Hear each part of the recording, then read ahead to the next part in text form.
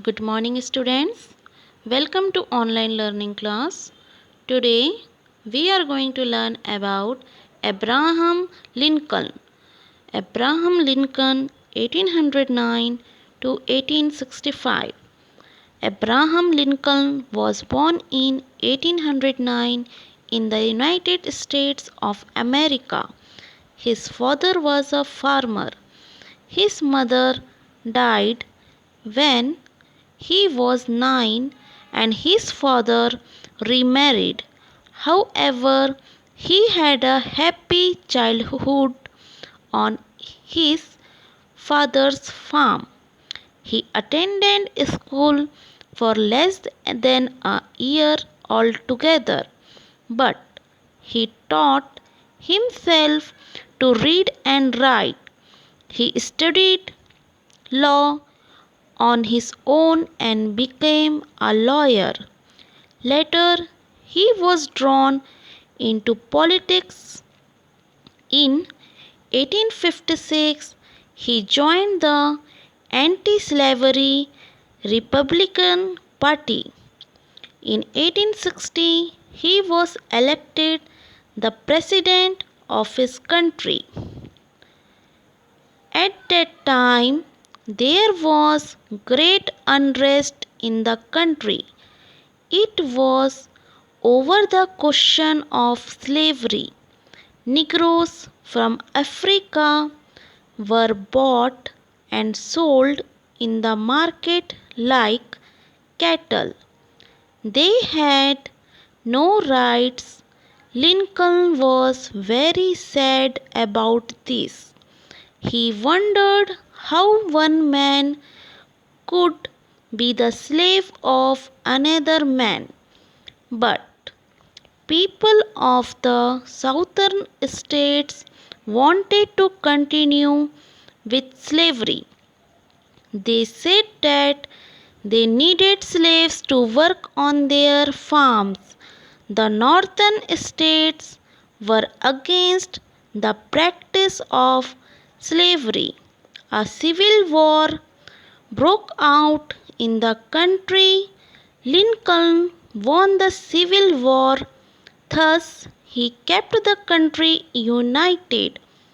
All the slaves were made free. In 1865, Lincoln was elected president for the second time. He declared a policy of peace. He wanted to unite the nation after the Civil War. But on 14th April 1865, before he took the charge of his office, he was shot dead in a theater. He will be remembered forever as the man who laid down his life for the sake of equality and liberty. See, Abraham Lincoln, the 16th President of the United States, was born on February 12, 1809 and died at the age of 56 on the 4th day of March 1861. Lincoln was the President of the United States for 4 years from 1861 to 1865. Lincoln was born in Hardin County in the state of Kentucky in a small cabin that only had one room. His parents, Thomas Lincoln and Nancy Hanks, were farmers who had a large tract of land that measured 348 acres on which their cabin was situated. His parents were uneducated, however. Lincoln's political career began in 1832 when he created a political campaign for a political party known as the Whig Party. This party was based on efforts that sought to improve navigation on the neighboring river. 10 years later, Lincoln married the love of his life, Mary Todd, with whom he had 4 sons. Unfortunately, only one of his 4 sons did not survive into adulthood. Lincoln's participation in active national politics took a turn for the better in 1842, when he campaigned and was elected to the U.S. House of Representatives. While at the House of Representatives, Lincoln accomplished a number of things, including accrediting the American-Mexican War to then President Polk. Lincoln was, however, not a popular figure with the Democrats due to his speeches that tended to go against the belief of the Democratic Party. In 1960, Lincoln's political star had grown so much, such that he was nominated by the Republican Party to become their presidential candidate. His temperate views on the issues of Western origin and slavery are said to have significantly contributed to his preference as a Republican candidate. Throughout the election period, Lincoln did not give any speeches but instead gave the Republican organization charge of any speeches that were required. On the 6th day of November 1860, Lincoln assumed the highest office in the U.S. when he was elected to the office of the President of the land. It was during Lincoln's presidency that the Civil War began. This war began in the year 1861 and ended up consuming a large portion of Lincoln's time as the President of America. Biographies of Lincoln report that Lincoln often found himself very frustrated by the events that were taking place in the war.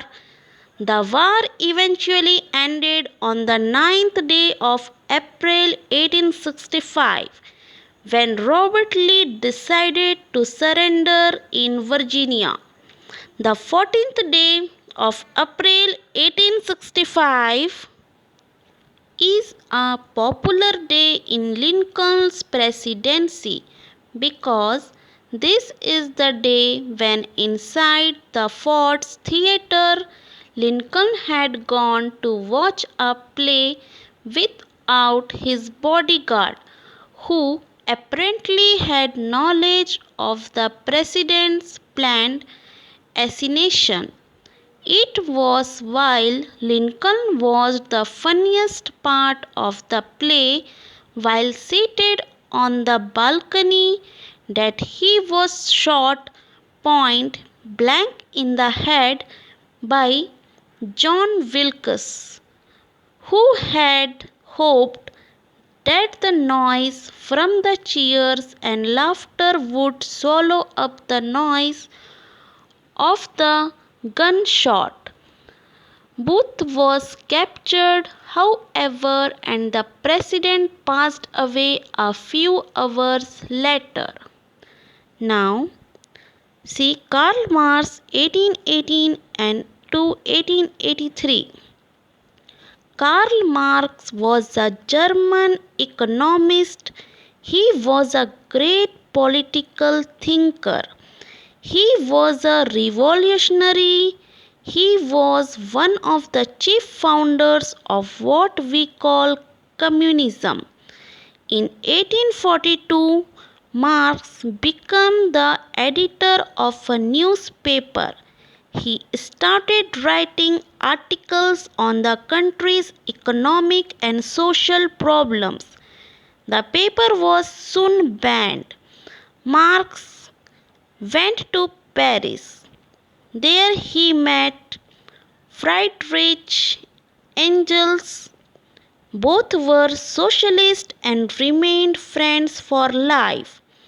They wrote some of their political books together. One such book is called Communist Manifesto. Marx wrote another book called Das Kapital. In this book, he expressed his views very clearly and boldly. The Industrial Revolution in Europe had made the rich richer and the poor poorer. The industrialists were always after bigger profit. They tried to pay the laborers as little as possible. Thus, there arose two classes of people, the capitalists and the workers. The capitalists rolled in wealth, but the poor workers lived in very miserable conditions. Some great thinkers of the time were upset to see this injustice and they revolted against it. Karl Marx was the first among them. Marx believed that capitalists always try to keep the workers down to become richer. He also thought that workers would one day rise against the capitalists and take control. Marx's ideas later inspired communist revolutions all over the world. His ideas are a warning to the rich not to ill treat the poor. See, Karl Heinrich Marx was a German philosopher, economist, historian, socialist, political theorist, journalist, revolutionary. Born in Trier, Germany, Marx studies law and philosophy at university. He married Jenny von Westphalen in 1843. Due to his political publications, Marx became stateless and lived in exile with his wife and children in London for decades, where he continued to develop his thought in collaboration with German thinker Friedrich Engels and publish his writings researching in the reading room of the British Museum. His best known titles are the 1848